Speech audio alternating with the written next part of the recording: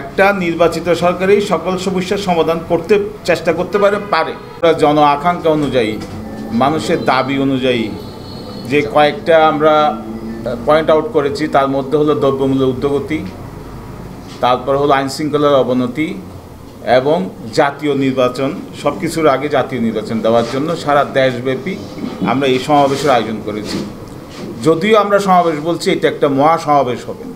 এখানে প্রধান অতিথি হিসেবে উপস্থিত থাকবেন আমাদের সকলেরই শ্রদ্ধেয় আমাদের জাতীয় নেতা, কক্সবাজারের কৃতি সন্তান জনাব সালাউদ্দিন আহমদ সাহেব এখানে প্রধান অতিথি হিসেবে উপস্থিত থাকবেন।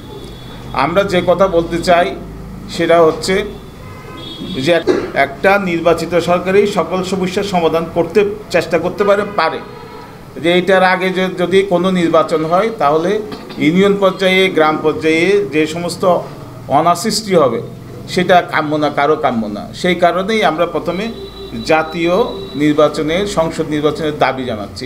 আমরা জনগণকে সাথে নিয়ে এই সমাবেশ করতে যাচ্ছি। আমাদেরটা কোনো কর্মী সমাবেশ না, এটা একটা মহাসমাবেশ, যে জনগণের ম্যান্ডেট নেওয়া। যেহেতু বুট হচ্ছে না, জনগণ আমাদের পক্ষে আছে কি বিপক্ষে আছে দেখানোর জন্য সারা বাংলাদেশব্যাপী আমরা এই সমাবেশের আয়োজন করেছি। জেলার নেতৃত্বে একটা সম্প্রীতি সমাবেশ করেছি 8 তারিখ, আপনাদের মনে আছে কিনা জানি না।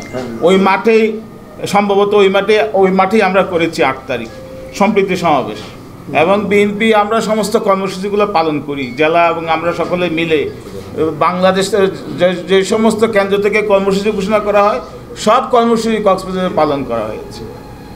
ক্যামেরায় ওয়াও, স্টাইল দেখাও, Xenon X21 পারলে ঠেকাও। এবং ধারাবাহিকভাবে যে আওয়ামী লীগ আমলে করি না এটা না, ধারাবাহিকভাবে আমরা কর্মসূচি পালন করেছি। বাধাগ্রস্ত হয়েছে কিন্তু কর্মসূচি পালন হয়েছে সবকিছু।